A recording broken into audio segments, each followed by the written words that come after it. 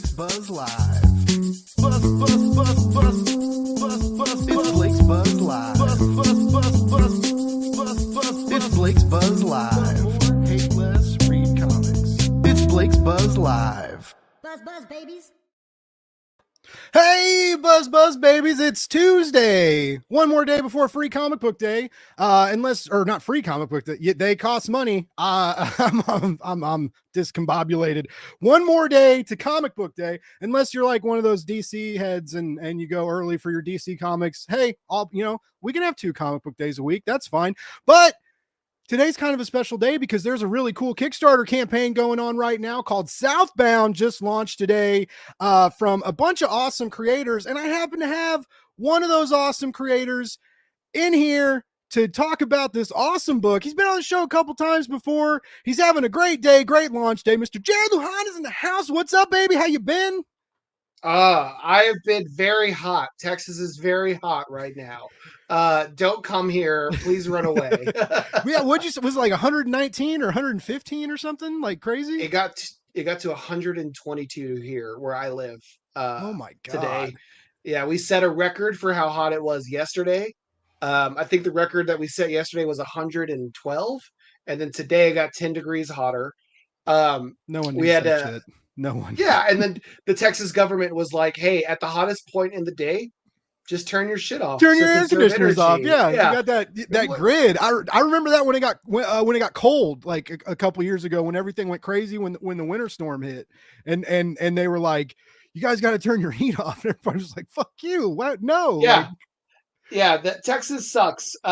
It's a great. I love it. It's my home, but yeah, it's got the electrical grid of like a 6th grader's science fair project. Everything's plugged into a potato with a light bulb. Yeah.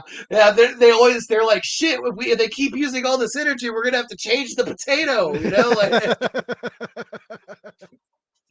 Oh my God, that's funny, but not funny simultaneously. Shout out from Australia, Mr. Ronan's in the house. Thanks for tuning in, baby. We appreciate you. But yeah, man, we were kind of talking in the green room. You're just shy of like very, very shy, $54 shy of $2,000 right now. Looking good on. I mean, your first 24 hours isn't even over with. You ran out of early bird specials. You're like, you got some awesome variant cover artists and cool selections. I told you earlier that $12 digital bundle with all your stuff is such a great deal, like very competitively priced on this Kickstarter. Is everybody mad at you? Is everybody like messaging you like, how dare you price your comic books like that, Jared Lujan? Like, we're trying to make our nut. Like, we need to eat. We like so I do like a ton.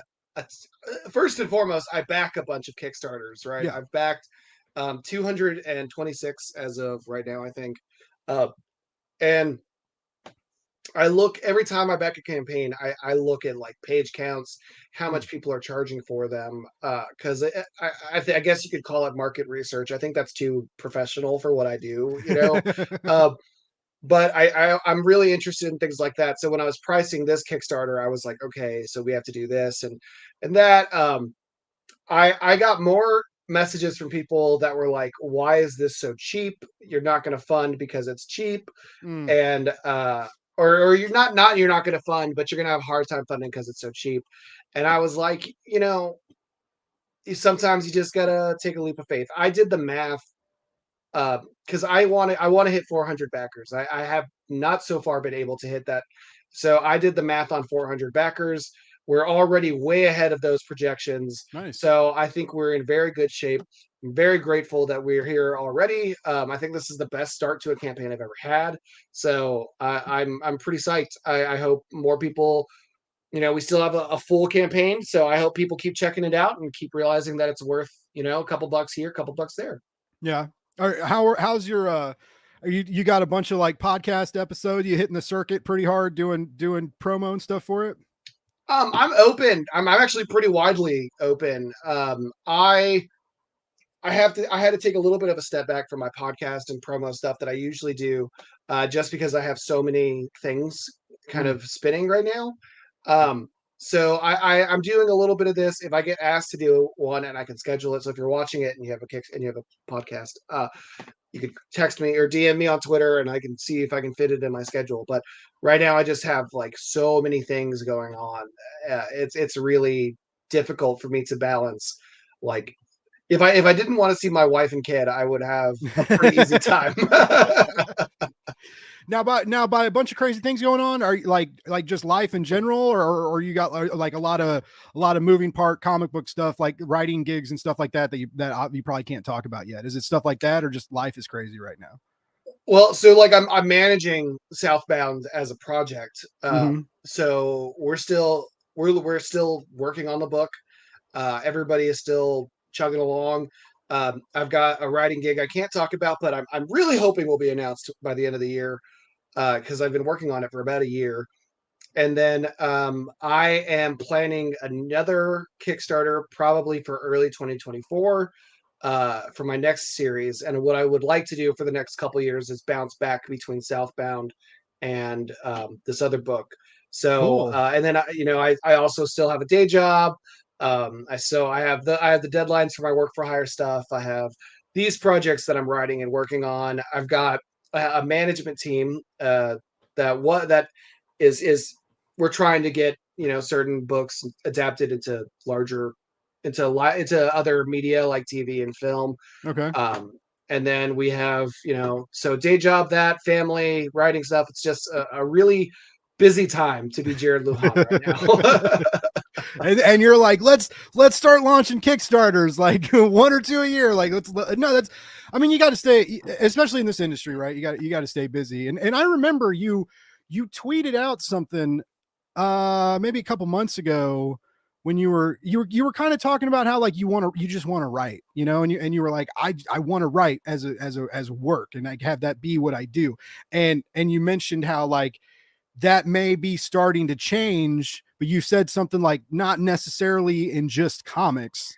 And again, I know this is all shit that you're like, great, Blake, these are things we can't talk about yet. But I thought that was really interesting though, because I mean, all I've ever heard is to be a better writer in whatever field you're in is to branch out, right? Like, and experience and dip your toes into other kind of narrative waters, right? Try like article writing, try shorts, try prose, fiction, and then yeah, like screenplays, bounce back to like see, just kind of like spread yourself out and learn these different mediums, right? And become a better writer through that. That's Jessica Mason was talking about that the other day when we could talk, because she went from like screenwriting to prose back to comics and all this stuff, and it does seem kind of like stepping out of your comfort zone, right? Whether it's a genre or a medium or anything, right? It keeps you from getting comfy, right? It makes your brain spin a little faster and makes you think about writing differently. And so, I mean, I already think you're a phenomenal writer, and like, so I mean, to see you possibly like branch out into other things, or like I know you dig like video game stuff too, like like that always seemed like a cool job to me, like writing for being in like a writer's room for a video game. It always sound like less of a clusterfuck than like a writer's room for a TV show or something, right? Like maybe less of a toxic scene. I don't know, they might be equally toxic, but it just always sounded Yeah. I think like my whole approach to writing is sort of like a mercenary, right? Like if you pay nice. me, I'm pretty interested, um when with my management team doing the Hollywood stuff, right? We sat down and we were like, what projects are you okay with somebody else adapting, and which projects do you want to be directly involved in? So the ones that I'm directly involved in the event, right? That's still a big if. That it gets picked up for other media, then I would be in the writers' room for that. I am trying to branch out into video games as well. Nice. I'm a big video game person myself. So it's really like I think writing is a weird exercise where you kind of have to. It's sort of inward and outward at the same time, and I don't want to be comfortable in comics, right? Like I want to do experimental stuff. I want to get weird with it. I want to try other mediums and see what tricks I can learn. Because that's what it's all comes down to me is advancing my ability, advancing what I can do, advancing my experiences, and hopefully turning that into money so that my wife I can get my wife something nice for all the bullshit she's had to deal with for 7 years in comics. That's a good goal. I'm a single man, but like as watching seeing some of the mistakes my father has made and how he's made up for it over the years, and friends that are married, it's the happy wife happy life notion seems to ring very true. It seems to make a lot of things go more smoothly. She's just like the best, right? Like I really do. I always tell everybody in a very serious way, my wife is my best friend. Um, and so I want her to be happy, but she helps me with fulfillment. She helps me figuring out like price points and things like that. She keeps me from going insane. Nice. And so like every now and then I'm like, this motherfucker in comics thinks that this, and this, and he's saying this, and she's like, okay, calm down. You can't go full Barrio. We need to go like 60% and then pull it back. So she does a lot, and she has seen how hard this has been. Yeah. So it's just, I'm excited by all the possibilities that I have in front of me, and I'm just hoping that the writers get a good deal, and we can all go back to the business that we were in, and go from there. Because I'm also not a scab. I'm not gonna take a TV gig if it means that I have to cross a picket line. That's not me. Yeah. That would be weird. And it seems like it's getting scary too. There's like that new notion, right? Of like, fuck the protests. We'll just have AI write all this stuff. I loved, well, I'll bring up your Kickstarter page shortly, but that really made me laugh in your Kickstarter page, where it was like, is there any AI or anything involved with this? You're like, no, AI is fucking dumb.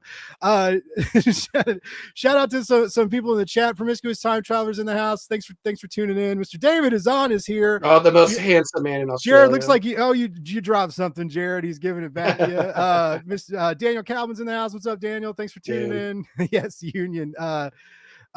But yeah, it's a weird time for writing, and yeah, I like how I need someone to remind me to not go full Blake all the time, because like sometimes you think you're, I don't know. I'm not going to bring up all that shit from the other day, but yeah, like I definitely got a talking to from some people, and I was like, I really thought I was doing the right thing. I'm sorry. And yeah, it's just like, it's a weird place now. You're like, it's like a damned if you do, damned if you don't. Cause I was always under the impression when there's a bully, you tell the bully to fuck off. Right. Like, or you don't just let them keep doing it. But I don't know, it's whatever. Comics are great. Yes. If you say something shitty, you should be expecting people to say shitty things back to you. Yeah. If you say those shitty things publicly, you should expect people who don't even know you to be able to chime in. Yeah. I while we're like briefly on that notion, I would like to apologize for nothing and fuck that guy. And I don't give a shit. Like, I don't give a fuck. I fucking love you. Of like the stuff that I heard back from like everybody was just like, it was a continuous reminder of why we all love Jared Lujan. Just because like, I just, you've always done that, man. Since I've known you, since the publisher drama and the fucking war you waged to make Crash and Troy what it was, right? Like that was the, like at the time when I was getting to know you, getting to know your work around the first time you came on my show. And I was just like, it kind of blew my mind, dude. Cause I was like, man, like, a lot of people will say things like, oh, a champion of indie comics, or like this person's like big in the scene and stuff. And honestly, like I don't know that I've ever seen someone openly fight that hard, like, and literally like rage against the fucking machine and throw your fist in the air and dig your heels into the dirt and make shit happen. And to like rally the people behind you, like, like people do. They love and respect you, and on top of just loving your storytelling, you have a strong voice in the community, and it's very contagious, and it's been very cool to get to know you over the years, and just because, like, you know, like I said, I love your comics and stuff too, but you know who you are as a person is fucking rad, and I love that, you know, so many people, even myself, I think about that now too. It makes me feel like a cheese dick, right? When I'm like, I gotta think about my platform and who I'm gonna make mad. I used to never have to think about that shit, man. Like, I used to be a bouncer. I used to tell people to fuck off and grab them by the throat and drag them outside. Now I'm like, now I have to think like a publicist, and, and I'm like, oh, like it makes me feel dirty sometimes. I don't know, but I mean, I love it, and I love the scene, and you know, I'm probably not going to change either, but I'll pretend and say I'm going to try and do better, so people quit sending me angry messages. We have the best community We in do. any We do. medium. The indie community is the fucking best. Like, there's so many good people, there's so many talented people, and comics, because as an industry it sucks. Because it sucks as an industry, you have people who are diehard passionate about Mm-hmm. making comics, and they're putting a lot of themselves into it. There's no weekend warriors in this business. Yeah. You love it and you want to do it, or you're gonna wash out pretty quick. So my thing is, like, one, I am who I am. You know, I exist to my most authentic self that I can. Two, like, don't I don't where I'm from, you don't disrespect people out of without expecting a reaction.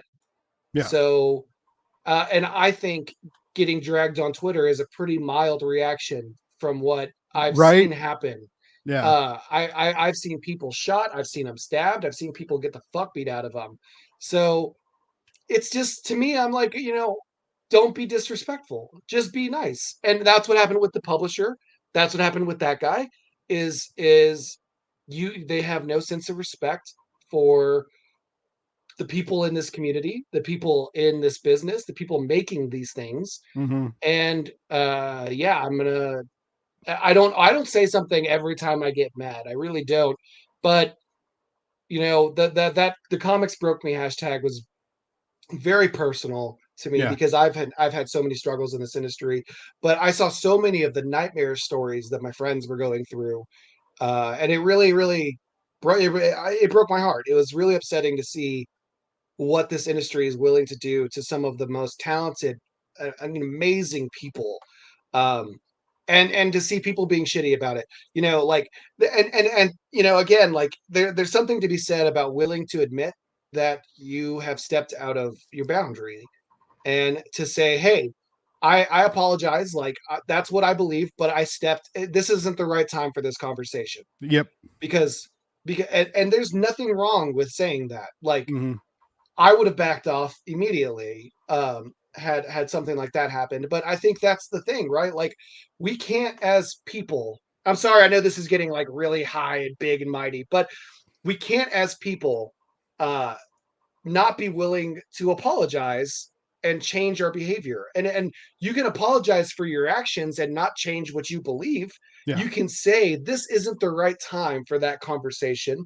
This is a time when people are expressing their hurt in unison, and that's okay. There's nothing wrong with that. But to double down on being an asshole means that someone needs to be an Right. asshole to you. Yeah. Sorry, like, No. that's the way of the world, you know? And and that's what started the whole deal, right? Was so many people were, you know, trying to spark a conversation with him, and then it turned into, you know, but whatever. This isn't, I think we've given that guy Yeah. enough time. This is the Jared Lujan hour, ladies and gentlemen. We are here to celebrate Jared Lujan, and also to, and like, we got TJ in the house. What's up? I try. It's because I learn from cool people like I'm talking to right now. I see how indie comics should be. Thank you, Ronan. We appreciate you. And then let's see. We got, first follow Jared for spreading the woo gospel. That's a good reason. Then found out he also wrote dope book. That's a good segue. Man, TJ, if you back this book, tell me, and I will send you some extra shit for that one. There you go. There you go. John Westhoff's in the house. I appear to be having some issues here, guys. I'm trying to figure out what's going on.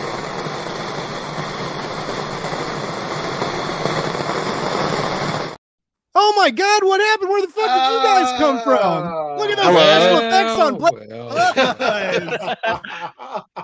I heard people were talking shit in here. Chair to like spin around and be dramatic and shit. You got the right idea. Hello, everybody. I liked yeah, Matt had the sinister villain shit, right? Look, you know? I was waiting. Just need a cat there for like 10 on my minutes. lap. I was sitting there for like a good 10 minutes, just sitting here like I know. I saw him. He was holding the book, but Jared was saying some inspirational shit. I was like, now's not the good time to be like, are we having audio issues? No, Let me in. Thank you guys for coming in and crashing the stream. I wanted some people that appreciated Jared as much as I do, and like, who better else, right? Offensive, Blake. As much as you do, really? Equally appreciative of Jared. No, but I mean, then you could possibly imagine. Than his previous co-creator and his. I think David and Jared are each other's number one fans. I'm not 100% on the metrics there, but it feels like it's pretty close. Because anytime I have one of them on the show, they end up talking about the other one. So I figured we had, like, what better way to hype up this book than to bring the Jared fan club together. We're basically like Boys to Men now, guys. You told me we're here to roast him. You said we're coming in here to roast him. I thought we were going to talk about how big of a piece of shit he is. People can change. People can change. Oh, damn. No, but I mean, David was just on the other day, but Matt, it's been a while. How you been, bud? I'm good. I'm just head down working. Yeah. No weekend warrior here, as Jared said. You gotta do it every day. I loved that. That's why I kept you guys waiting in the green room, keeping you on your toes, because that is so true, especially on the Kickstarter scene. I mean, I'm sure David can attest to this right now. Like, I've fucking wild, honestly. I've seen David post more in the last 3 days, and it's not like he's not active on social media, but like, I've seen him post more in the last few days than like the last few months. Like, he's all over it. Christoph's all over it. Like, Christoph will fucking murder me if I don't post more. Yeah, on that note, buy Requiem #1. You can find it on Southbound's page. If you go to the Kickstarter page, and you can find Requiem #1. It's David and Christoph, who's another friend of mine. Their book, and it looks really scary and really dope, but very frightening. It's very cool. I was lucky and got to read it. That's bullshit. What the fuck?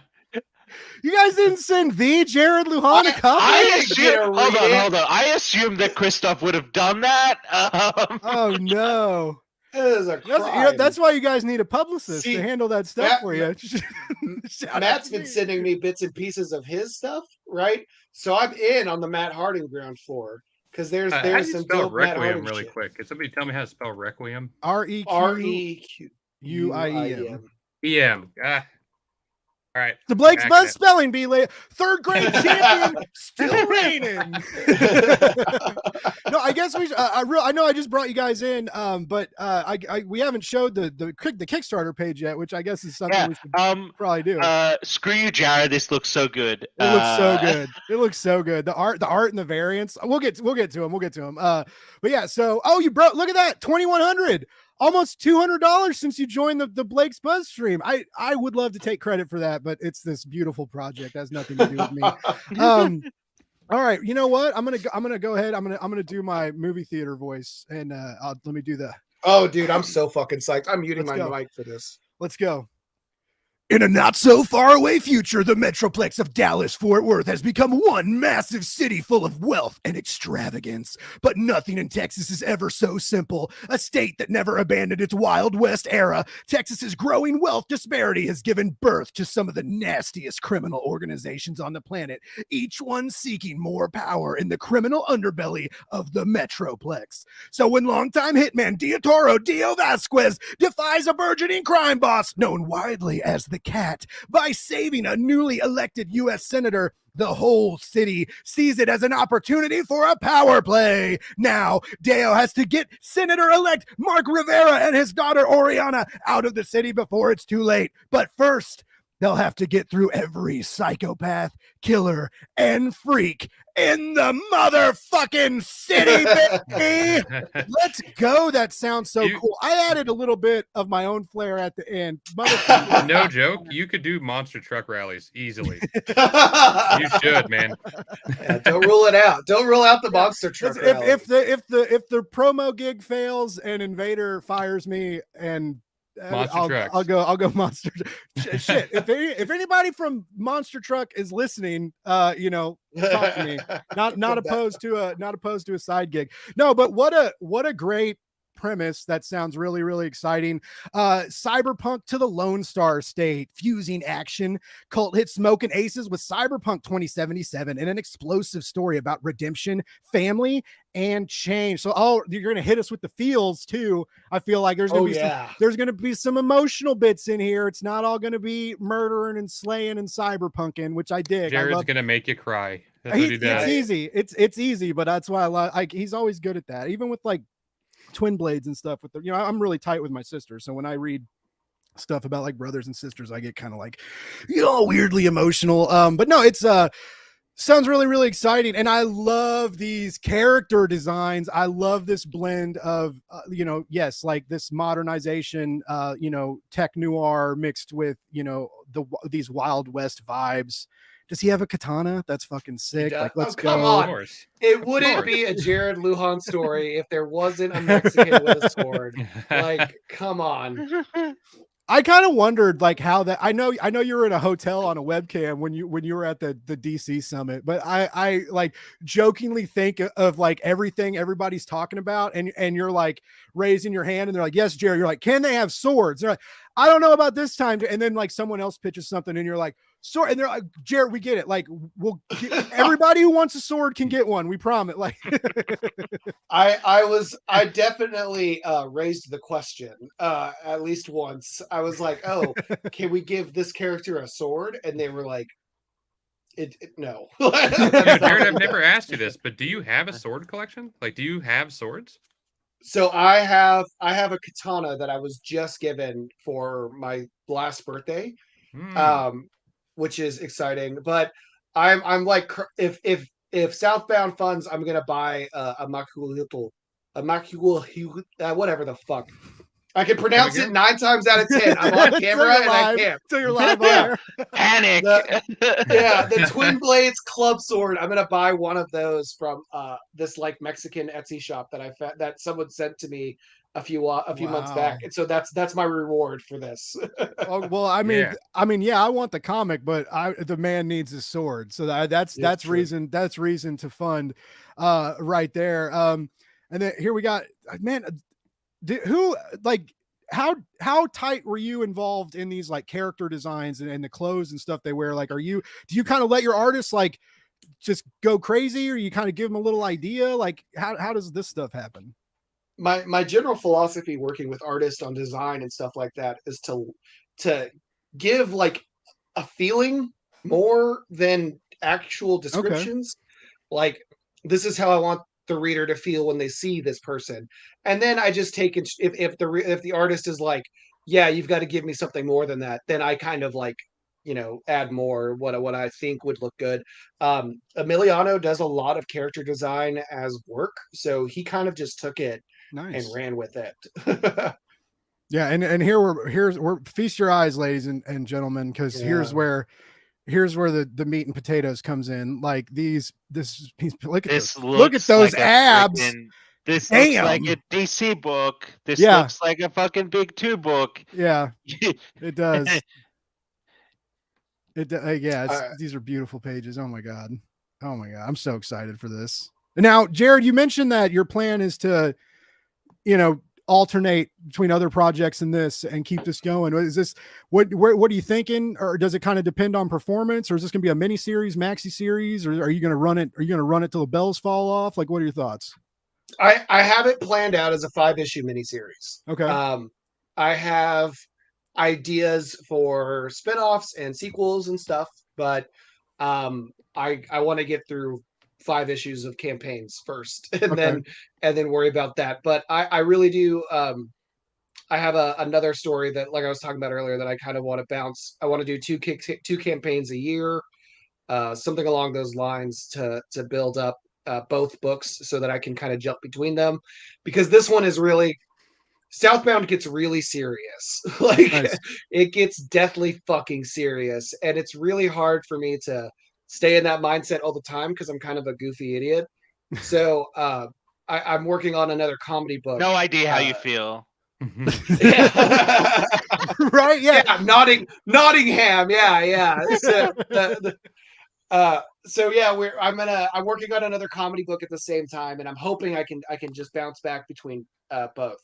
Nice. Well, because it is funny. Like, very much like the first time I talked to David, I was kind of shocked, because also, like, when I've talked to like Cullen Bunn and like big horror writers and stuff too, like I always imagine, like, talking to them, they're gonna be like, I make comics and I'm sad all the time because life is terrifying and so are my stories. But it's never like that. Like John Lee's is so like bright and bombastic and hilarious, and it's but it seems like, maybe you guys have these lighter shoulders and are more capable of joking around and having fun, is, maybe because you get the demons out in different ways, right? Like, you're able to do these really gritty, intense, noir type narratives, and kind of, get the poison out, and that it's like maybe therapeutic in a way. Like, do you guys feel like that when you do these more serious comics with, like, bigger topics and heavier vibes and stuff, that it kind of lessens your own load, or does it just add to it, and you just like remind yourself of the terribleness going on like simultaneously? I do a thing with every project. I've gotten into this really nice rhythm on how I approach writing, and I start on pen and paper and then work my way to an outline until it becomes a script and things like that. And one of the first things I do is theme. Okay. What am I trying to say with this story? Because when I start it, that has to be there, or I'm gonna put a shit ton of jokes in it. Like, I'm like, oh, it'd be funny, And our main series villain, for those who haven't seen the page yet, is a cat with a little brain on her head, and so that originally started as a joke with my actual cat Mocha, and then before I took her out, I was like, you know what? I should just make her fucking evil, just nasty, just the most sadistic, sinister monster of all time. And then Mocha, so Mocha in the book became an experiment for me to take something cute and cuddly and turn it into something people are genuinely frightened of, and something that really unnerves them. So, but I have to have that ahead of time. Like, I have to establish what I'm doing before I go to script, or I'm just all over the place. I'm like, oh, let's put in a joke, and then I'm like, no, this isn't time to make people laugh. We want to fuck with their emotions, Like, Is your actual cat evil? Is Mocha actually evil? yes, Mocha. So Mocha's a chaotic neutral, right? Mocha is I don't even know where she is, but she's a sweetheart plotting. with my She's wife. plotting somewhere. Yeah, she's a sweetheart with my wife. She just wants to cuddle up and be next to my wife. But we've had to break up like 3 fights with her and other cats. When she wants to do something, like, she likes going outside a lot.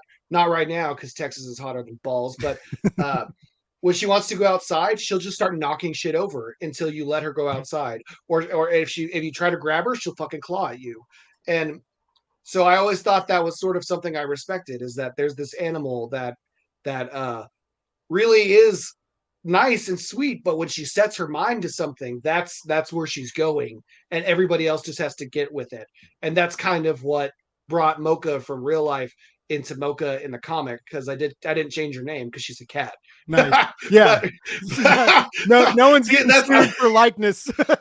yeah. What's she gonna do? Lawyer up? Fuck you. You know, like I'll just slip your lawyer some catnip and fly on the Right. knife. You know, but so the whole idea was to take that personality trait I saw in her and then just ramp it up into an evil, shitty direction. Nice.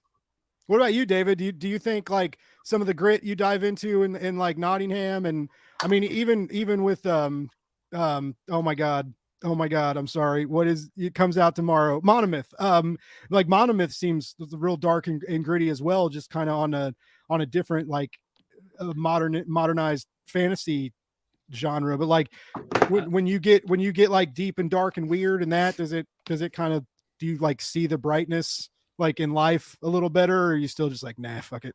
I don't really have anything to compare it to, like, because all of this stuff I do, I've never written a joke, okay, Blake? I've never written a joke in my life.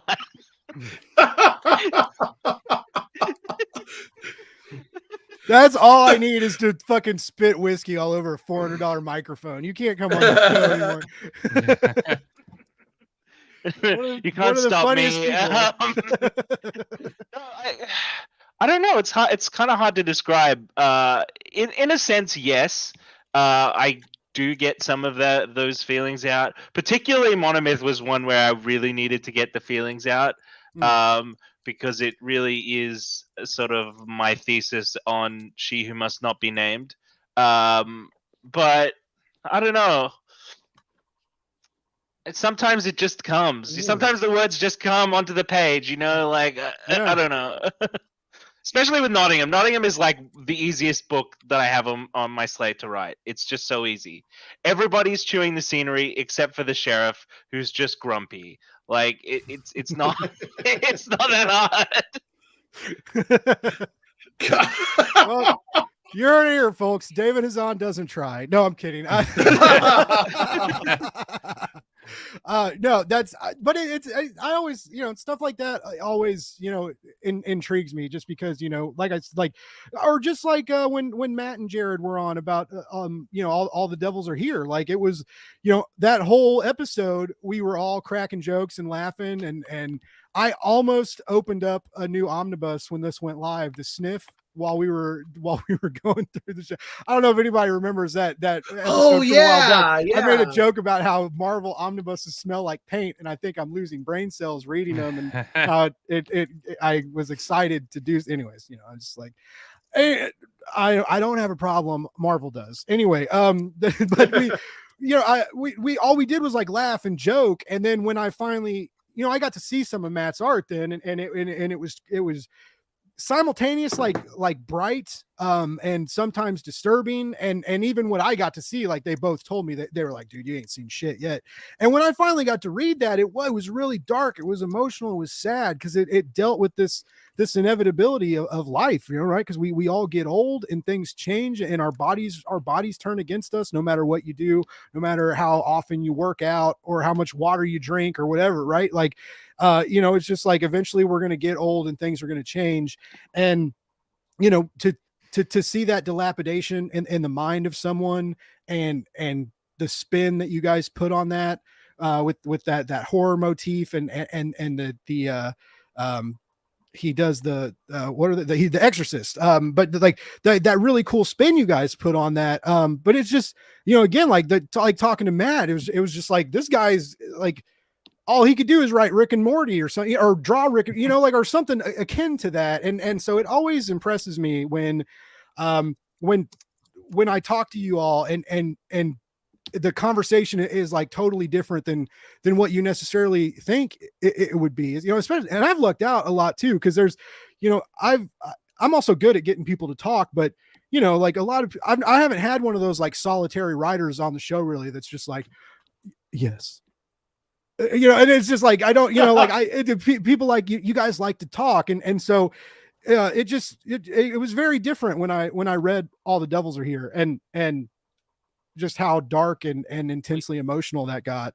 Like, does it really surprise you that we like to talk? I mean, we literally spend all Yeah. day creating imaginary conversations between made-up Yeah. people. You don't think we like to talk? We love to in a talk. You're like, lonely room with nobody somebody else talk in it. to me, please. Please no. talk. People walk past my window and I'll be like, "Hey, what are you doing?" Well, and like Matt is a big horror guy too. Yeah. Like Yeah.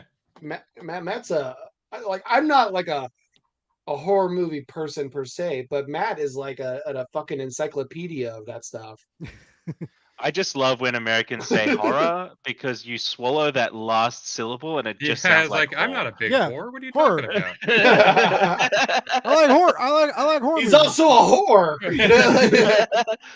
Both of those things. He's really into those horror flicks. Those what? No. Yeah. Hey, there's a lot of things we do wrong in this country. And that's about it. Add him to the list, David. Add him to the fucking list. No, but and by the way, people that are listening, there's a really cool. Well, you can still get All the Devils Are Here as an add-on and stuff, I believe. But there's a really gnarly, competitively priced Jared Lujan digital tier that has all of Jared. Like, so Jared, it's both Blades. All the Devils Are Here and Southbound, right? All for $12. Like, all for $12. Come on, Jared, you like, crazy? we need like 150 people to back at that tier. Like, right, if that happens by the end of Blake's Buzz, I'll take clothes off, or I don't know. Like, No, you already said it. Again. You already said it. We already said it. And then I missed some chat stuff. Oh yeah, Daniel's impressed with our invaders. Daniel's already backed both Kickstarter campaigns. You're the real hero, baby. Daniel also, by the way, on the 30th is also launching a Kickstarter that if you follow him, I'm sure you can see. Yeah, Knight and Rook, or Rook and Knight. I think it's Knight. No, it's Rook and Knight. Shit, I don't know. Correct me, Daniel. It's Rook and Knight. It's Rook and Knight. It's Rook and Knight. Okay, but that's launching on the 30th. So keep an eye out for him because that's going to be really exciting. Yes, it is, and I get spit all over my microphone. I'm always I bought this new. I have a new. It's still a webcam, but it's a nicer webcam, and I'm like, I'm always like, man, they're gonna see the spit on my lips and spit in my mustache, and like this stuff I do for you creators and the audience. Some people pay for that, Blake. That's true. I should. Man. I need. That's what I need to monetize on. What's up, K-pop? I've been telling you. You won't listen. That could just be in his hat. No, maybe. I don't know. But anyways, we got to show off this. We got to show off these covers. I keep getting distracted. So here's our cover A by Emiliano. And that's your main artist, right? For the series? Yes, that's the series artist. Yeah. Okay. And then I love me some Laura. They're so talented. Okay. Sorry, I'm sorry. No, I did it. I did it. They are so incredibly talented. Doing some getting some big too, or not getting some bigger gigs and stuff now too. So awesome to get Laura on this. This is a beautiful cover too. They're a great artist. And then also Amalis, I love this cover. Like, this is very Ronin-esque. Like, I love this. I love the samurai vibe here. Very cool. All these and then here we go. We got the we got the ultra rare homage by Kira. Another great artist. Here's where the idea came from. And yeah, that cat stare, it just breaks into your soul, dives in deep beneath it's inside your bone marrow if you stare at this cover long enough. Like, it's just piercing. It looks so good. I have been trying to get Kira on a cover for like 2 years, and it never felt like the right project, because this is what Kira excels at, is they're really good at these deep looks at characters, right? Yeah. Like, fuck all the backgrounds. Let's zero in on characters. And so when I had an idea to homage Only Built for Cuban Links, one of the greatest rap albums of all time, I was like, I got to get Kira to do this one, and they just crushed it. It's so good. I think this is one of my favorite covers of all time, I think. Yeah, it's very cool. It's very cool. And I mean, also not only is it cool, but the colors and the lighting and the shading, that the hairs on the cat, it's just very, there's a lot of like really great details. The longer you look at this, the more the skill and proficiency really pops, and there's just more and more to appreciate the longer you gaze at it. So you know what, if look, you guys should all hop in and up your pledge to that higher tier. There's not many of these, right? This is a limited tier. Yeah, so we all we had a tier. Kira's cover is super rare. We're only printing like a few more than what we actually sell through the campaign. Okay. So Kira's, we had a bundle that included all 4 covers. Those are all gone. They've all been picked up. We have another tier that has like 15. That's just Kira's cover. And we are down to like 8 of those, I think. So, wow. Yeah, that's very cool. And then here we get the bios. I want to ask all you guys this right now, because there was some not like harmful Twitter discourse today, but someone was talking to me on Twitter today, and they were like legit irritated that they had to scroll all the way down in most Kickstarter campaigns to get like the character bios and stuff. And I was like, I just know that that's how it is. Like that's how it was. That's how it will be. Because typically with a Kickstarter campaign page, like you want to have a really good banner and a good synopsis, and then show off some art, and like that's what you want at the beginning, right? Like if you don't have that, if people have to scroll too far for that, they're gonna lose interest, right? This was an actual Twitter discourse today. This was someone asked me a question. So it wasn't. It must be a slow news It was day. a very niche. It was a very niche Twitter discourse corner. But they were just very like, I just can't believe you have to scroll all the way to the bottom of these Kickstarter pages to find it. And what I told them was like, I was like, I guess that's kind of weird, but even in like big 2 issues, sometimes the title page is at the beginning. Sometimes it's at the end of the first scene. Sometimes the title page is at the end of the first issue, or at the end of whatever issue it is, right? But I mean, is there a method here? Is there like a yes. Okay, that's okay. Yes. The method is the method is I'm trying to sell you something. And when you go to the page, right? Especially if you don't know who I am, you don't know my past work. Yeah. If you don't know my past work, you don't know anything about that. You're attracted to the book by the thumbnail you saw, and you're trying to see like see if the book is worth backing. I want you to see why the book's worth backing. First, yeah. I would feel very differently if I like introduced myself first, and then, oh yeah, here's the rest of these fucking guys. I think that would be really shitty, but I don't do that. I'm like, everybody's in one place, and that if you want to see who's working on the book, it's all right there. Yeah. But yeah, I mean, if I didn't have 30 days to convince people to give me $5,000 to make the book, then I would put wherever they wanted the creators to be. But it's a time limit, and I need to. And it's also not the book, right? Like, yeah, in all the Twin Blades books and all the Devils Are Here, everybody's listed on the first page. You open that bitch up, you can figure out who's everywhere. But I'm not going to do that on a Kickstarter page, or I don't think. I don't want to make it sound like I'm like, no, I just don't think it. I think it's counterintuitive to what the platform and what I'm trying to do with the platform. Well, especially on this platform when there are so many comics from creators who don't have a name recognition yet, right? So like if someone came out and was like, oh, so-and-so did this, and everybody's like, well, who is that? And it's like, that doesn't really matter. What matters is like, let's see some cool art. Let me get a cool synopsis. And then like, okay, you got to sell us so that we keep scrolling. I won't lie. I read when I backed this, I did the first physical tier, and I didn't look at the page at all until like when I brought it up before you came on, and I was like, I should probably look at the page before Jared comes on, and so I can act like I I did this before. But you know, like, but that's the difference between name recognition and not, right? Like, you've been hyping this, I've been following you. Everybody who follows you knows that this comic was coming, right? So it's like, as soon as that link went live, I clicked it, I picked the tier I want, and I was like, and I was good.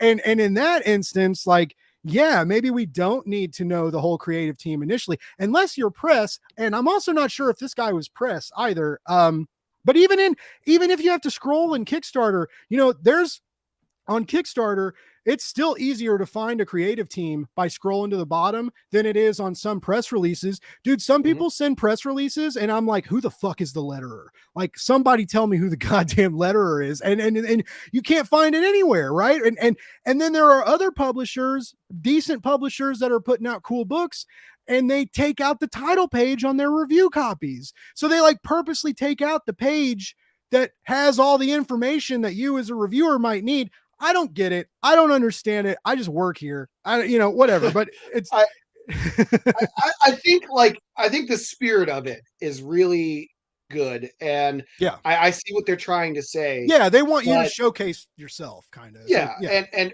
we want everyone to know who's working on the book. I do. I'm sure David and Matt both want everyone who's working on their books to be credited and to make it visible. But I just think that it's all about like, me. Matt was like, all the devils are here was all me. Just me. But it's a time. The time limit to me makes it where I'm like, okay, you need to get the stuff that's going to make you buy it first. If you don't know me, if you don't know any of us, that's what what needs to be there. Yeah, 100% agree with that. That's that's cool. I get that. Yeah. Nice. I'm sorry, Dad. I didn't mean to fiddling around with like our campaign. Yeah, it's a big one, right?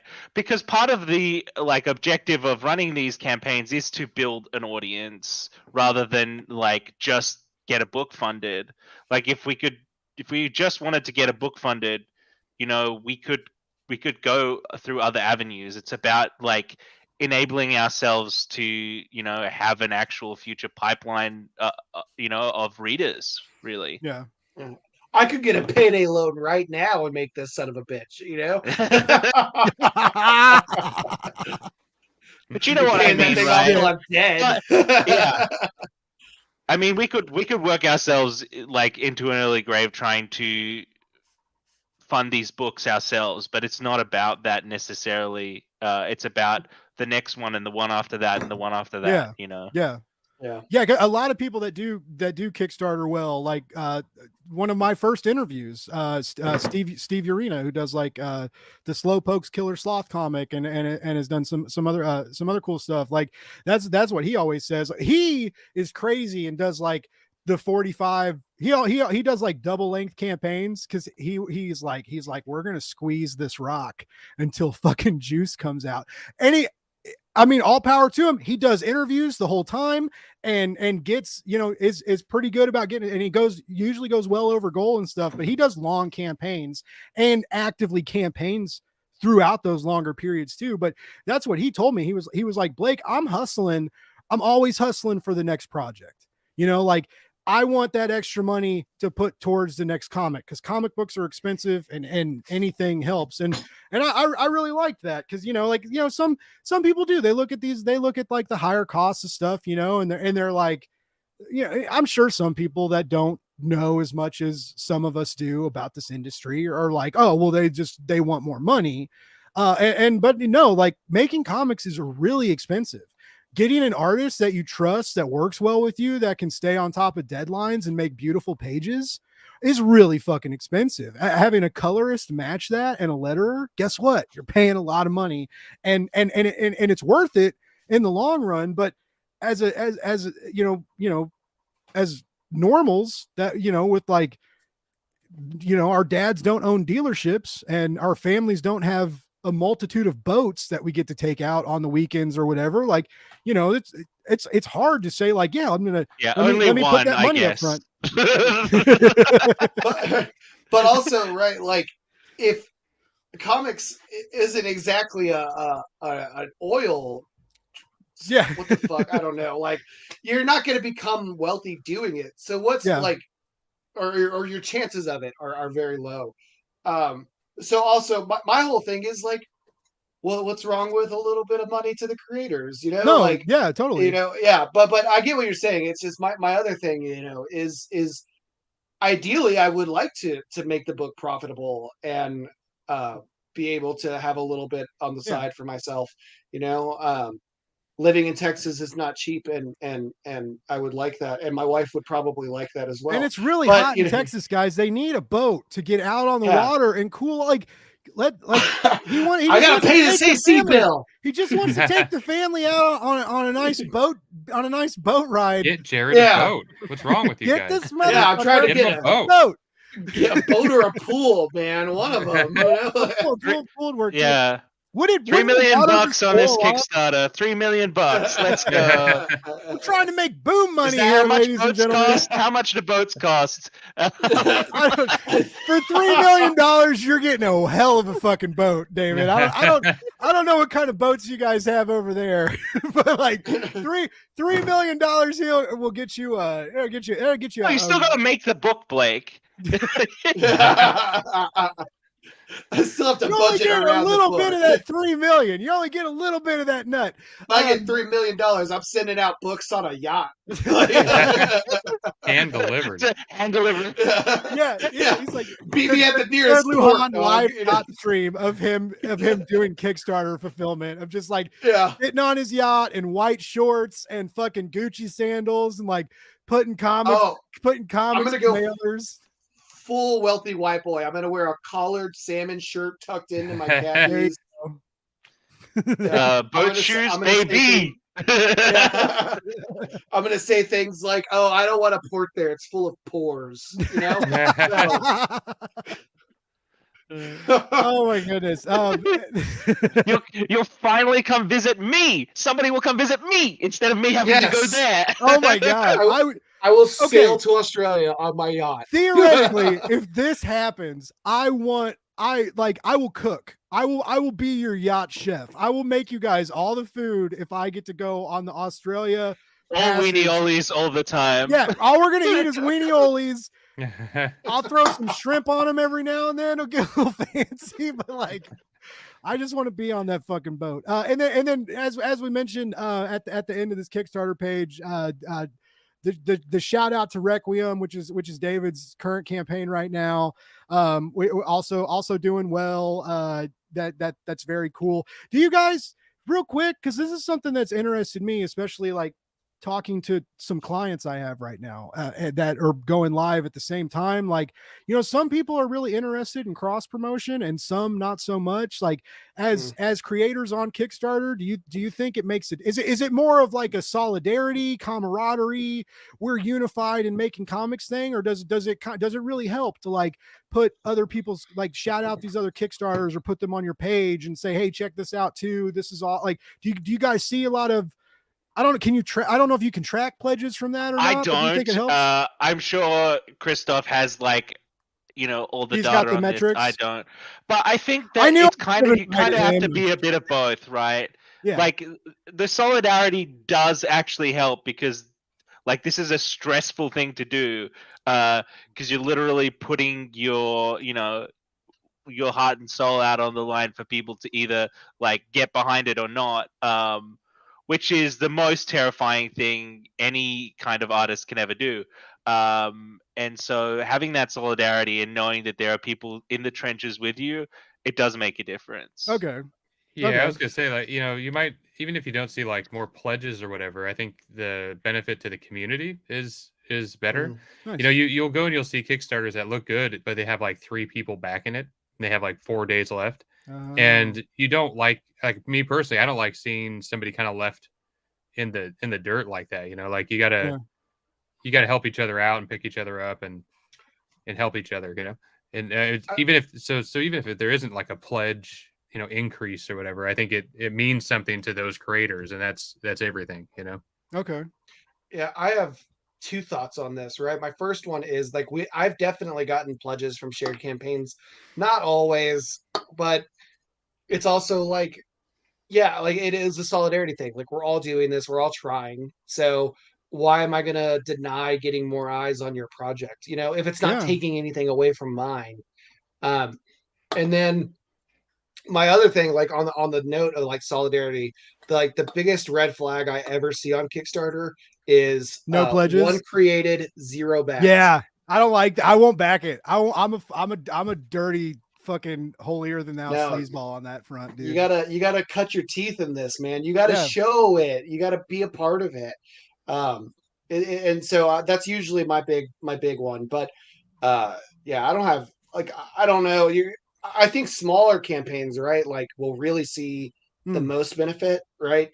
If you're really just trying to raise like a few $100, like you'll get the most benefit. But at the same time, like it's just cool, man. Like I really like it when people reach out and are like, "Hey, can you check out my project? I think we might have audiences that overlap." Yeah. And I'm like, "Sure." And sometimes shit's dope, you know. Like I think that's how Matt and I met Jeff from the Magic Powder guy. Mhm. Is, Oh yeah, Jeff's awesome. Yeah. We crossed with him on All the Devils Are Here, and Matt was like, I think we might have been on a live stream, and Matt was like, I'm "Holy on. shit, I'm this his looks first awesome." fan. I'm his official first fan. Yeah, I made sure Yeah. that You're he his took new note of that. variant cover artist. Yeah. You cost me fucking 20 something bucks because I could Oh. not get that Grand Theft Auto variant. You fucking Thank I you. also genius. bought that. You Thank you. genius. Also, because I felt I shout out to Jeff, man. I still owe him. We were gonna do a 420 special and we didn't talk for a while, and I fucked up and forgot, and like yeah, I still feel bad about that because I love him, and he's always been so cool with me, and like shares like shows and announcements and stuff I do, and I totally fucked him. And so yeah, Blake's not perfect, ladies and gentlemen, but Jeff Schiller is an awesome creator, and Magic Powder is amazing, and you guys should definitely check it out. I know Jared's probably like, I didn't know I was coming on my launch party to talk about everybody else's books, but no. I kind of like doing that, to be super honest. Like I wanted to go harder than this. I reached out to the Comic Burrito guys initially, and I kind of wanted to do a Burrito Buzz crossover for your launch party, but they were all like, "We have families, and like I'm going camping with my kids," and I was like, "Great, wonderful," and luckily, Matt and David stepped up to bat to just be like, I will have to drop soon on account of this is the middle of my work day, but I forget David's in the future right now. It's already Wednesday. It's like what 11 or 12 over there. I've talked to this motherfucker so much. I know Australian time now. It's ridiculous. It is ridiculous. Another thing is ridiculous. I keep one day I'll figure out how to do these comments in the chat. I swear to God, guys, I'm so sorry. Yeah, Cole's turning me into hashtags. Spit on the lips. What a great co-host I have in Cole. Is Blake's Buzz? Yeah, I'm feeling all right. Yeah, I'm feeling all right, and I'm fucking high on these just great Kickstarter good vibes from awesome creators that getting to catch up with and talking to. Okay, these are questions about Cole. Cole's not even on the show. Why are you asking Cole questions? Cole could have been on the show, but he didn't want to. Or he was busy. Yeah, that's also true. I'm always buzzed in one way or another.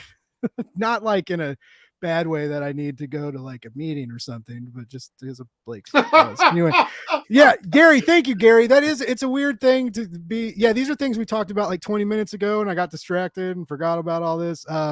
All right, so but yeah, we like also like I'm really glad like you guys are in the chat. Like, hey, Brewbaker's Muse, we appreciate you though, dude. Like we need people like you here to help these campaigns come to life. Let's see. Yeah, Slowpokes is amazing. And what's a shrimp? It's a delicious sea bug. It's a shrimp. It's a lobster. It's a baby dick lobster basically, and they all are delicious. I don't care. I think that was a reference to the fact that we don't actually call them shrimp here. What do you call them here? Prawns. But prawns are the big ones. Oh, wow. No, we don't use the word shrimp really. So you just throw another shrimp on the Barbie thing is not a thing. Yeah, Gary. If Gary really? wants to send me booze, that's wild. That's fine. Gary has lied to me. Listen, all right. We'll come back to Outback Steakhouse in a moment. All right? But what I will say is that if Gary offers you booze, you say yes because it will almost inevitably be good booze. Yeah, that's Like you good, told me good that. booze. You told me that about him. I still have a bottle of vodka from 2 years ago. It's some good shit. You call yourself a writer. That He shit doesn't needs to be spare gone. expense. But okay, so Outback Steakhouse. I think you have the wrong Australian on here to talk about Outback Steakhouse. We talked about this when you were on a couple days ago. We did? Okay. Because I thought it was an American thing. Because when I was like the Foster's like Foster's Australian for beer, and you guys are like, we don't even drink Foster's, and I was like, oh, is Outback Steakhouse a lie too? And you guys were like, no, Outback Steakhouse is like central to Australian culture. It's like the neighborhood play. It's like where everybody goes. No. I think you misinterpreted that. It's central to Christoph's personality. Yeah. I literally I met Christoph on Twitter because he went to Outback Steakhouse. Do you know how much comic book work that man has gotten from that Outback Steakhouse situation? I would say a good 50% of the work that he's gotten has been because of that. People remember him from that. More power to him. That and Bloody Garfield. Wow. Oh, that's yeah. crazy. I texted, I'm not even joking. I messaged Christoph one time because he used to post every Sunday. He would post, "Call me Garfield because I hate Mondays." And one time he stopped and I messaged him and I was like, "Hey, are you okay?" Because you didn't post the Garfield message. And he goes, "No, I'm fine. I just didn't want to do it," or he didn't schedule it or something. But it was really funny. That's awesome. It's gone now. It's a thing of the past. It is. It's all good jokes. R.I.P. Garfield.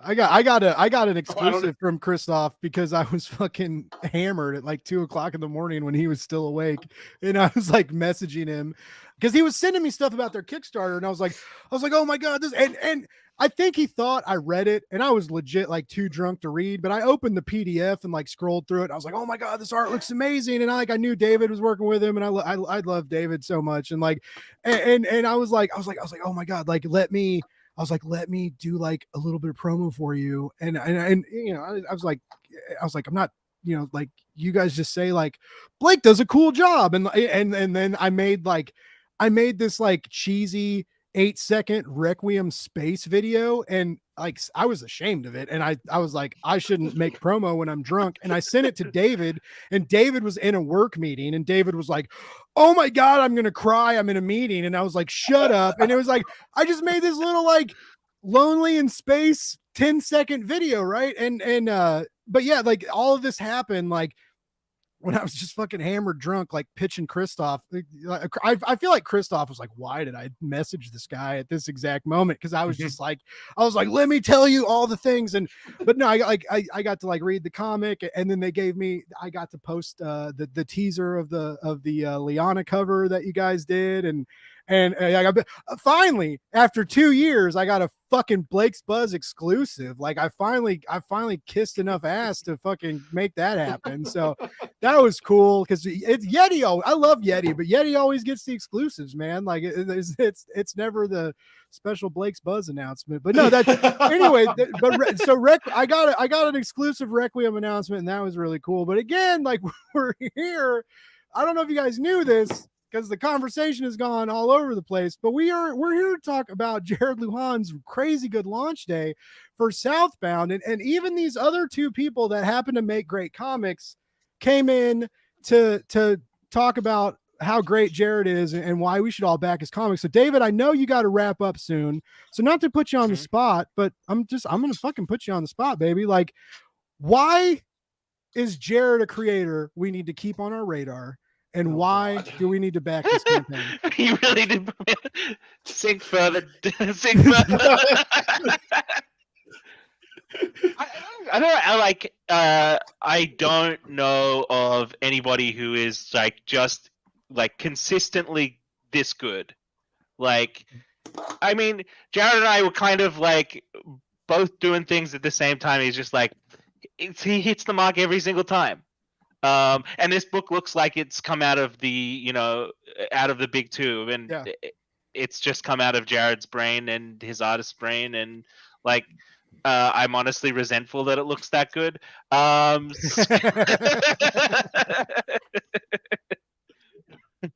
A sincere screw you, Jared, because you're just so fucking good, and I hate that. I'm kidding. I love it. Coming Yeah. from someone who has one of the other prettier Kickstarters live on the market right now, like that's saying a lot. And by the way, I forgot to do this. I'm posting the link in the chat for you guys to click that link. Go give Jared some money. He's not just worth it, he's earned it. It's not really going to me. So well, yeah, I mean it's printer. It's going to the cause. It's going to art fees and printing and whatever, if there's any bonus stuff that they're sending out or anything. But no, like it looks like a really cool comic. And again, like I begged Jared when he first posted the teaser. Like I hit him up so early, I was like, "Let me throw you a launch party," and he was like, "Let's talk in June. Let's pump the brakes, Blake." Like, but not like just like for honestly, like for me and my family, like Jared's helped me out in the past, and I won't get into that because I don't want to embarrass him or myself. But like he's just for a fucking comic book press reviewer who interviewed him a couple times, like Jared helped me out of a couple dark places and really like gave me a hand in life and friendship and this community and vouched for me and some other stuff. And so like I'll be indebted to him forever, no matter what he does or I do. And I'll love him. I'll love him forever for that. And when he announced a new Kickstarter, it was just the least I could do, right? Was like, let me back your campaign and throw you a fucking launch party. And he did. But he's just a good guy for a great indie comic scene. And I love how this community came together today and showed him and his creative team, like, you fucking matter, your fucking stories matter to us, and we are excited to support you. And I hope the trend continues as the campaign drags on. And now real to segue on that, to not get overly emotional, or maybe we'll get more emotional. That depends on Matt. But Matt, as someone who's worked with Jared before and knows him and is good friends with him, why do you think Jared is a creator we should follow, and this is a campaign we should back? Yeah. All right. That's it. God damn it. Coming from the guy who sat in the green room with the milestone issue in front of the camera for like 5 minutes. Like, he committed to the bit, like he did. He committed. So I've never actually met Jared in person, right? I don't know. Really? Actually, I don't know if anybody here has actually met him. Have you guys all met him? I haven't. In person. No. I don't even know in person if he's a real person. He could just be AI for all I know. He could be AI. Maybe that little bit on the Kickstarter page is there to throw us off. Yeah. And I've been working in comics in one way or another for like 15 years almost. Yeah. At this point. But I've known Jared for 2 years, and he is one of my favorite people in comics. And I mean, I consider him like one of my good friends, right? And it's because of his strength of character.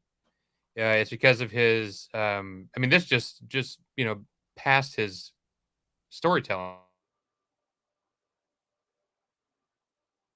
He liked you too hard. He liked you too hard. Sorry, Matt, you froze for a second. Oh, did I? You froze. It's not just the strength of storytelling. I can't say that again, though. That was some prolific stuff right there. Rewind. Take two, baby. Yeah, no, I was just saying, just who he is in the community, just as a person, is something that you rarely see. Yeah. He's got a true north morality. He's someone who's not constantly trying to ladder climb, which is something you see so much of, and but he isn't somebody who does that, or we'll forget who his friends are when he starts getting to like a higher level or whatever, like he's not that person, and that counts for a lot in this industry. Past that, his stories are all right. His storytelling is great. I mean, every comic he comes out with is top of the list for me to read when it's here. I mean, like this, having this here was just I just had it here because I've been reading it, right?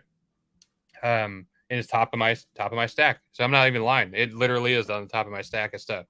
And yeah, I think his ideas are actually all right. Let me segue to what I think his greatest strength is his ideas. Like he has these ideas that are beyond what, you'll see like a whole bunch of like cyberpunk ideas. Like everybody's got a cyberpunk story, but he's the only one who's got the cyberpunk in Texas, mashup story, right? And I remember there was one thing that we were talking about working on, and I hope to one day work on it, where he wasn't happy with like what the story was yet until he cracked it, and it's a mech story. That's all I'll say. Because I don't want to like announce his ideas to the world or whatever. But then when he came up with did you not just hear about how I needed more exclusives, Matt? No. but then when he came up with the twist to it, it was like it made it different than any mech story I've ever. I don't think there is another mech story that's like this, and he does that with all of his stories, right?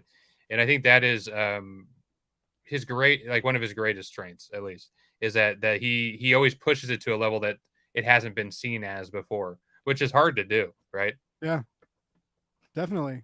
Well, this was very nice. Like, thank you, all of you. I love all of you. Yeah, we love you too. I said I wanted to do something a little special for you, dude. Like I'm really glad. Like there were no two better people, I feel like, that could have came in on this campaign. Maybe I could have got an Action Lab exec to come in. I'm just kidding. Sorry, I'm not supposed to say that name. I have no relationship with them whatsoever. I have no idea. But no, I really wanted people to know that, like, everybody knows the story looks cool and everybody knows that you're a pretty cool dude, but like I wanted people to know that you really do go out of your way to help people. And unfortunately, like, not a lot of people know that unless you're the one helping them, right? Like, these are, sometimes these are things sometimes we don't talk about, like, they might make you uncomfortable, which I obviously didn't care about on this stream because I just was like, let's go. But no, I really did I wanted people to know, like, what you mean to us in this community and how excited we are for you and your creatives on this campaign. Like, everybody wants you to succeed, man, and you fucking deserve it, bro. Like, you really do. Oh, I can't believe I said bro. I'm such a dirty white guy. You deserve it, Jared.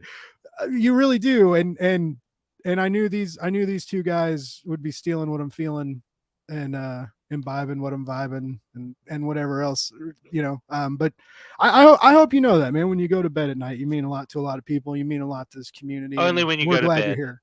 Yeah, that's the only time. Any other time. Like when you're like full on pizza and like, or if you make like a fancy dinner like you do sometimes, it makes me really hungry. Like only when you go to sleep, that's the only time that you matter. But that's a solid 8 hours of mattering. That's one third of the day. That's 8 hours more than it used to be. So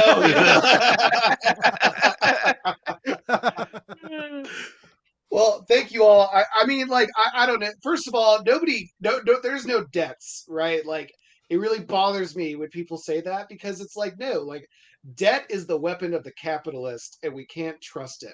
So, like, I do things that I do because I want to do them. And that's like the simplicity of it, right? Like, that's like the most existentialist thing I could have fucking said. But I love this community. I love the people in it, and I just want to tell stories with Mexicans with swords. And every now and then, that means that you gotta do some be shitty to shitty people, and I'm also best equipped for that because I used to be a shitty person. I could go round for round on being shitty, but I have met like some of the best friends of my life in this community, David and Matt included, and so I'm very grateful for this.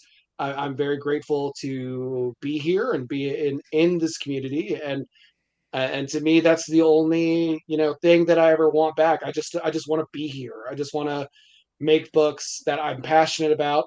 I would like to be treated with respect from publishers, but I'm starting to think that's a pipe dream. So I will also just accept, respect from my peers and community. Well, one of those is easy to achieve, at least. And more Mexicans. Yeah, yes, representation matters, and that another thing I love about you. Like, I look at your stuff, like like reading G. Willow Wilson's Miss Marvel, or stuff like that. Is just like, I love the gateway into culture you provide in your narrative, and you do it real organically too, right? It's like looking at the last two Blades comics, right? It's just like, I'm sure there's a fucking prick out there who's like, I don't, I just want to watch people hit people with swords, and I don't want, but like, I felt that it was just like through the narrative of a brother and sister and how they interact and how we learn about their family. Like, it taught me a lot of shit that I didn't know, akin to Miss Marvel, and how I was like looking in through a window at a different family and a different culture and a different religion, and like watching them eat dinner and learning about them. Right. And I think that's as a hub of pop culture, which is what comics is intended to be, or is a lot of times, like, it's really cool when we get to learn and read and have fun simultaneously. And I feel like you do that. You like, you remind it, you're like, all right, listen, you white motherfucker, like, let's do this. And like, I'm going to show you some stuff and make you appreciate it. Right. And you really do. And I love watching you. I love watching you bring culture into your narratives and reminding us that the world's a lot bigger. Right. If with that being said, I hope everybody is ready for the next one, because the next book is aggressively Mexican. So it only gets more Mexican from here, is what you're saying. Only gets more Mexican until I'm just printing the flag on 22 pages. The next one is a story that I've had in my head for like 2 years, and I finally figured it out. And so that's what I'm putting all my energy into after Southbound. It is going to be super Mexican. I'm fucking psyched. You got to do your own pull quote. You have to have your own pull quote on the back of your own comment. That is, I'm just saying, the Jared Luhan website, it only gets more Mexican from here. Shit, that's not a bad idea. I might change that tonight. Let's market this. Let's that's exciting, because again, I think, and we're getting more of that. That's also one of the good things about Kickstarter, right? Is there are elements of so many different comics for so many different people. You can, if you feel negated or invisible in what's coming out in the mainstream, you can hop on Kickstarter and you can find something you identify with. I've thought that Kickstarter has always been really great for that. Direct market's getting a little bit better, but it's still not great, and it's also we're trying. Yeah, marginalized people have to stop asking permission to tell their stories and just go for it. Like, they are never, nothing has ever been changed by asking permission. Nothing. Even in the bloodless revolution in France, they had decapitated like 3 monarchs before.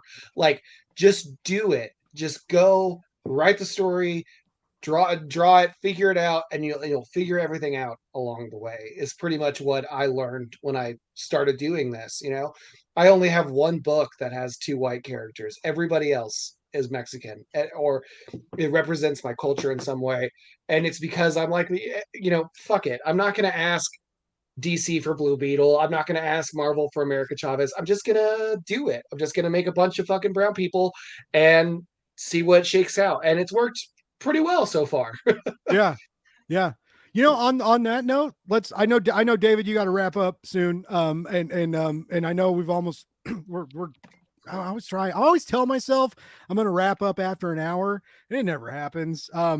But that's what we do. Love us too much. I do. It's so hard once I start talking to you guys, even when I'm tired, even when I've had like a long day and I'm tired, and like sometimes I'm like, I wish I could just not do this stream tonight. That wasn't tonight. I was really excited about it. But there have been days where like work is stressful, or things, or family's bullshit or whatever, or like whatever. And sometimes I'm just like, but like, dude, once I pull the mic down and the mic goes live, it's just like, I don't know, Buzz, you know, it's buzz. like, if you get it, it's like buzz, motherfuckers, let's go, and you get really excited. But no, and I do love it, and I'm so grateful to have my platform and this position and get to talk with so many talented people all the time. It's crazy. I never thought this would happen. Anyway, it's not about me. It's about Jared and these unofficial guests. But what it, like real quick, like you've all found a lot of success in the indie scene in one way or another. And Jared has even broken through that barrier into, you know, the DC pool a little bit right now. But like, you know, for a lot of creators do listen to my show. And like, what do you, real quick, like let's pass it around. What like quick one hit real quick advice, one hitter quitter advices to people listening to how do we succeed in this industry? No pressure, but all your answers matter. So what I'll say, and I'll make this quick, is that there's two types of creators that I run into a lot, right? One is, you know, someone who's just always creating and always drawing something, always working on something. They have to, whether they're getting paid for it, whether they're not getting paid for it. I'm kind of like that. Jared is, and I'm guessing David, you probably are too. I have no idea what you're talking about. Right? But always making something, regardless of if, you know, it has a paycheck attached, right? Okay. And then there's people who will only, you know, kind of like, oh, there's no money in comics, there's no this and that, and they just won't do anything, right?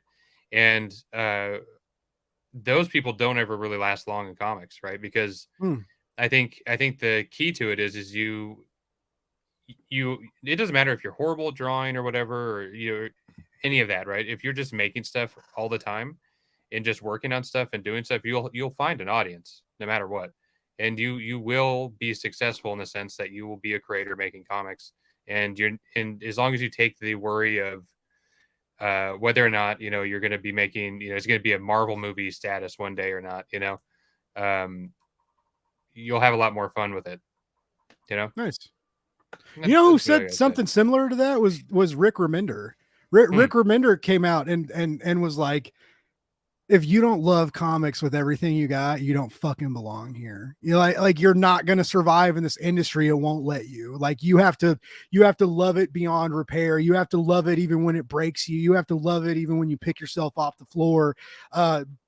So no, I like that. I like that. That's good, man. That's why. Well, it's because that's true though, right? Like it will hit you hard, and you will have failures, and you will have, you know, times you only make a little bit of money off it. And if you give up the first couple times those happens, then you will be out. You will be done, right? Yeah. Like you have to love it. Nice. David, what about you? What do you for a new budding creative? I got a related piece of advice, I guess, which is really the people who are succeeding in this business are just the ones who didn't give up. If you keep going and keep practicing, your craft will improve, and you will at one point have, and I use air quotes for this because I think the concept is stupid, but you will have broken in, right? And the industry is literally just made up of the people who did not give up. If you do look at somebody else's career and think they have it easier than you, I guarantee you they do not. Nice. And that's a danger in this community too. Even from press, podcaster, creator, writer, artist, it's very dangerous to fall into that rabbit hole of like, other people are doing better than I am. Other people are doing better than I am. Other people are getting handed opportunities that I have. Fuck that. You make the things you want to make, and you keep doing it until you can't anymore. And that you can't anymore may come at your decision, or it may not. But I guess, you know, that kind of does sound a little bleak given recent events, but I'm not kind of talking about working yourself into, you know. No, I got you. I'm talking about, you know, don't let the failures dissuade you. And I think Jared and I kind of have gone back and forth with each other about like hitting those walls and being like, okay, you know, I have to regroup and keep going. And so I guess sometimes your fellow creators are the people who will most understand what you're going through when you're going through those things, and they're the ones who are going to push you not to give up when when you get to that point. So lean on other people. They are there for you, and you can be there for them. Interesting, because we were just talking earlier about how being shitty to your peers isn't the best way to succeed in this fucking industry. And I mean, look, that guy, like, it's not like the points that he was making was super controversial. He was just making them in a way which made him sound like an asshole because he wasn't an asshole. It's exactly like the Big Lebowski, where he's like, "You're not wrong, Walter. You're just an asshole." Like, no, but I mean, yeah, our peers are important. The community is important, and it's there to rely on, but also remember, like, you're there for people to rely on. It's not a one-sided, like, it's a give and take thing, and for it to work correctly, we have to be there for each other. And last but not least, especially not least, the man with the elongated plan that we talked about earlier, that who's gone to war with publishers and lived to tell another day, the writer of Southbound, which is who we're here to celebrate, Mr. Jared Lujan. If you were sitting at a table and someone came up to you I know you don't like cons that much, this is a bad analogy, but if someone came up to you at a signing and said, "Hey, like, I want to make comics, like, what's some advice? Like, what do you tell them to reinforce their tenacity and keep them going strong?" To reinforce their tenacity is you don't need anyone's permission to do anything. You can just do it. And that took me a long time as a creator to realize that, right? Even as somebody who, I've been in comics for like 7 years, coming up in October. So it took me a long time to figure that out. I don't think I really figured it out until the last couple of years, to be super honest with you. Like, you just need to do it, and it doesn't matter, what anybody thinks. It doesn't matter if 100 people read your book, but it doesn't matter if 100 people read your book or 300 people or 1,000. All that matters is that you get it out of your system and keep going. Like and keep doing the work. But, like, in terms of, like, general career advice, my first thing is be kind. And that's not just career advice, that's fucking life advice. Yeah. Like, everybody, there was like an analogy, everybody remembers the asshole they meet on the corner, but they don't forget the people that are nice to them. And I think that's bullshit. Like, be kind to people, and even if and don't expect shit in return. You don't need to, like, I was nice to this person and they didn't give me a gig. Yeah. No, man, just be fucking nice to people, because comics, like, people say, oh, it's a small industry, and I don't like that, because, like, I don't want people to not get into comics or to be worried about it because it's like a gossipy thing. Be nice to people because they deserve to be treated that way. And if you're not kind to other people, you're never going to be kind to yourself, and that's a difficult situation to navigate yourself into. So, and that's not to say that, like, those things don't come around, because they do. Like, you never know when the kindness you have put out into this industry will pay its dividends. You don't know. And I've had instances where, like, I've done something, and then, 3 years later, it's come back and been like, oh, well, that's lovely. That person's done something for me. And it's just like, it's just about creating that, like, positive karma. I hate to, like, use that word, but it really is. If you want to be strategic about succeeding, the most strategic thing you can do is be a nice person.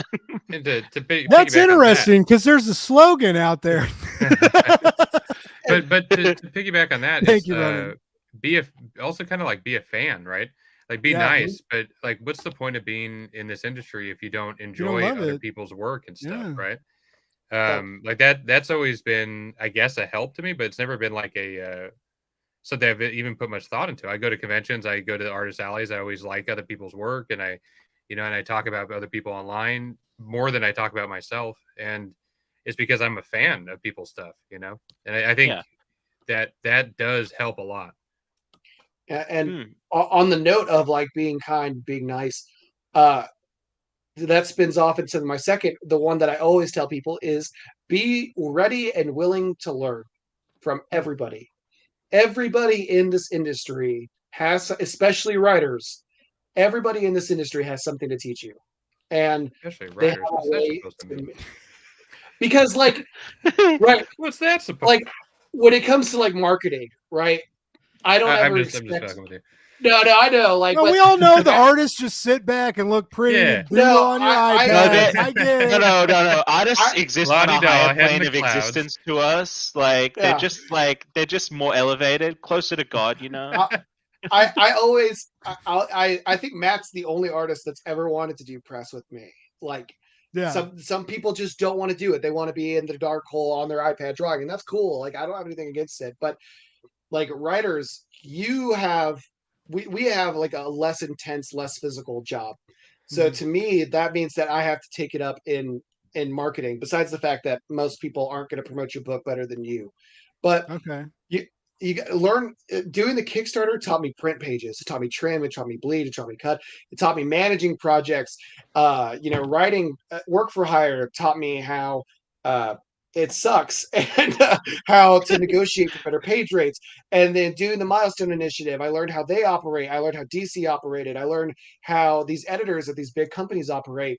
All of these things lead up to how I go about my professional career and how I go about my projects because I don't ever think I'm going to leave Kickstarter. I don't care how big or whatever I do. Like I like Kickstarter. Hi, Sarah. They just said hi.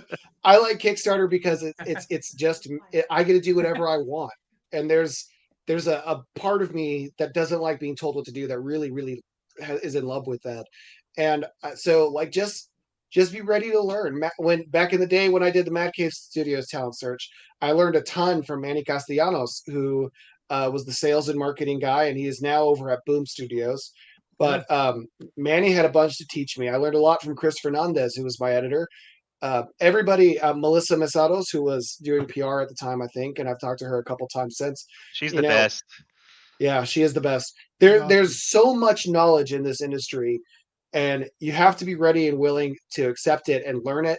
And also, when it comes to writing itself, you're not going to survive in this industry if you turn in a draft and you think it's fucking perfect. My editor's not going to have any issues with it. You're not going to make it because your feelings are going to get hurt. It's going to crush you. It's going to be shitty. If you go into it knowing you're going to get notes, all right, this is the best that I could do, and I'm ready to get better. That's the key. That's the major fucking key because you're just going to go up from there. And I've honestly found that the more self-doubt I have when I turn in a script, the less notes I get. Yeah. Which is super Right? weird. Right? But yeah, and by the way, if your artist does love doing promo, you hang on to them for dear life. Yeah. Keep them around. You ever been on a live stream with Shane? Because that's a trip. He's just That like, Shane- by the way, I'm also a rock star. I'm gonna, Yeah. drag I was everybody like, along Shane with doesn't me. count. Shane doesn't count. He's like a fucking supermodel and a rock star and an He's artist. like he's a very come good. on. He's a good looking, energetic, If you- charismatic man. Like, If you look in the background of a lot of these shots in The Last of Us, you might catch a glimpse of Shane. By the way, I'm gonna be so pissed. Okay, this guy needs to clock out.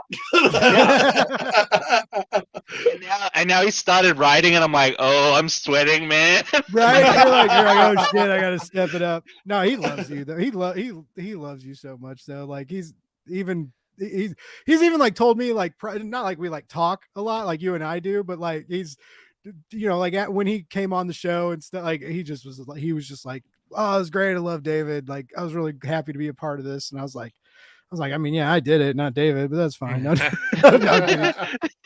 but no, speaking of clocking out and wrapping up, I've kept you guys for a while, and this was so great. Matt and David, thank you both so much for joining me to help us convince the masses, more masses, to back this wonderful campaign. Jared, it was such a great time catching up with you, man. I we talk online sometimes, but you're like, this shit's a little bit different when the cameras roll and the mics go hot, right? You never know what's gonna happen. And it was really great catching up with all you guys.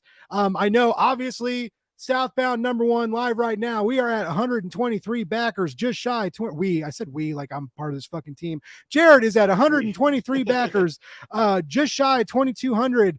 Broke 2K day one, looking solid. Let's keep those vibes going. David has Requiem going, also in a good place. About 3 weeks left. Guys, just get it funded, man. He's tired of tweeting. He's look at him. I'm like, so I know. tired. He does not want to play. Of tweeting. He does not want to play on Twitter anymore. Another great campaign, Matt. I know you've got some stuff that's not ready to be announced, but do you have anything you want to shout out? I came prepared, yes, because I have 3 projects that I have going that I cannot talk about, but I can talk about this. All right. My day job is I work for Oni Press, and our flagship book just came out, so I'll show you this real quick. But I do production art and stuff. I do like production art and videos and getting it ready for print and everything. This is Xeno, and this is the book. It just came out last week, and it is like our flagship title and our kind of rebirth, Mm-hmm. And it is a I'll show you a little intro. It's a it's got 4 stories in it. They're all like sci-fi shorts, complete little stories. And it's got some really cool stuff in it. I'll show you some great creators too on that book. Oh yeah.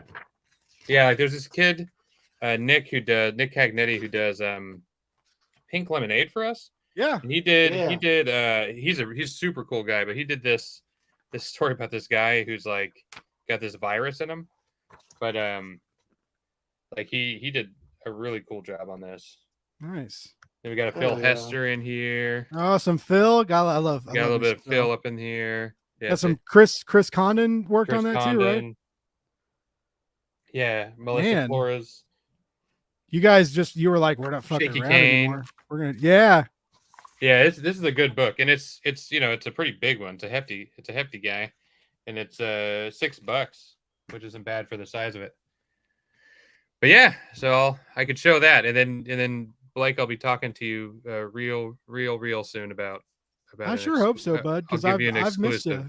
I've missed you, man. Like honestly, like that all the Devils Were Here interview that me, you, and Jared did was just a really good time, and it's been another one. Like you're all 3 of you guys totally. Like when I said like getting to know Jared over the last couple of years was like a pleasure, and just like getting to know the good people in the industry. Like I feel that, Matt, I feel that about you. David, of course, I fucking feel that about you. I said I started with Jared. I was saying no to David. I'm an asshole. I thought Matt was being like, you just let Jared out of that. I saw Jared's face just. No, like all 3 of you guys are not him. Matt, oddly enough, I'm about to have the Pink Lemonade creators about to be on the show. Your press people hit me up today and want me to have them on. I'm really excited about that. I'm so excited about it. I didn't respond to their email, but I will. I suck at emails. I'm real sorry, everybody. Please forgive me. But honestly, all 3 of you guys, get Xeno from Oni. Everybody's been talking about it. You'd be foolish not to pick it up. It's a beautiful issue, a celebration of a who's who and who's upcoming in comics right now. Very smart publication. Like Matt, thank you for bringing that up. That's awesome. David, Requiem, like everybody should get that from him and Christoph and Phil. Like if you guys last week, they were all on the show and just so excited about this book, and it's so beautiful and so great, and just Event Horizon meets Memento, and that totally rings true. And again, last but not least, Southbound #1. That the reason we're all here tonight is beautiful, and everybody's so excited about it. And like, let's just get this Bad Mammer Jammer funded. So Jared's got shit to do. He's a busy guy. Let's just get this funded so he doesn't have to worry about it, and just get it done. Just get it done. I bought a celebratory blunt wrap for this, and I really want to smoke it. So we got to go. We got- So fund it. What's inside of it though? Like what's the or No, I am not making it until it funds. okay. So Okay. So what's Oh. what's special about the wrap? Like what is it like? Does it have gold dust on it or like what's special? no, about- it's fucking huge and it's dipped in hemp oil and then dried. Oh, So yeah. so just the wrap is medicated before you put Yes. stuff inside of it. Before I put anything that would Wow. be perfectly legal In some inside of it. places. And yeah, in the state of Texas, certain things are not illegal. So I would never break the law. Yeah. So Yeah. But like I love the law. let's get this funded so he can fucking take a load off, ladies and gentlemen. But for real, everybody, this was so fun. Thank you for popping in, Matt and David. Matt, for real, dude, great catching up with you, and very excited for whatever future announcement you want to bring to the table. I'm here for you, baby. Jared, same to you. David, same to you. I really hope you guys know that like anything my platform can ever do for any of you guys, even if it's taking weird feet pictures, I'll do it. I don't even care. Like I'll party. Oh well, now that you've said that, You do weird. Matt, We're Matt, you adding need a any new stretch reference goal pics? to Southbound, ladies and gentlemen. Matt, do you need any reference pics? Because Blake is offering. I know feet are hard to draw. I could use some feet pictures, Blake. Everybody can always draw feet better. No, for our listeners, every people are still here viewing. Thanks you guys for tuning in. I know my shows are longer and for real, like thank you for hanging out. Thank you for commenting. Thank you for listening. Love more, hate less, read comics. I really do fucking believe it. I think my guests really believe it too. It's a thing. We live by it. We die by it. It's not just a really cool t-shirt that you can buy if you want to click the link in my bio or whatever that you want to do to buy it. No, I'm just kidding. I think everybody's bought. Yeah, Everybody's bought it. We're to the point where they're like, Blake, you need to make a new fucking t-shirt because we all bought your other t-shirt. But no, maybe one day we'll get that figured out. But I'm not the most merch savvy. But anyways, please back these campaigns and follow Matt. Oh, I forgot. Like everybody, best place to follow you online, Jared. Twitter at Jared Lujan, David. just like that. At David T Hazan on You already Twitter did it. and Instagram. Matt Harding Art. So just my name and then the word art. So it's not Real stilts. hard. It's not. Huh? It's not. No, I didn't it changed used to that, be like yeah. weird, like Stilts Walker McGee? Or Yeah, something? yeah, it used to be, something yeah. fucking weird. Well, it was like like how you make your first stupid when you're not thinking about the future. You're just like yeah. I'm 6'3" about right. So I used to have the nickname Stilt. So it's just like Stilt. Okay. Yeah, I'm a giant. I'm too big to exist. Giant but- of the industry. Yeah. Guys, again, this was so fun. Everybody, thank you so much. David, Jared, I hope you have a great rest of the campaign. I hope it's not stressful and easy for both of you. And Matt, I'm excited to talk to you about whatever weird shit you got going on in the future. And unless you guys got anything else, I'm going to play the music and set these guys free. Awesome. I love our guests. I love our viewers. I'm so lucky. Thank you, everybody. Have a wonderful, wonderful night. We'll be back in a couple days because I can't not do a goddamn live stream every night, even though I'm exhausted. But we'll talk about that later. I love you guys.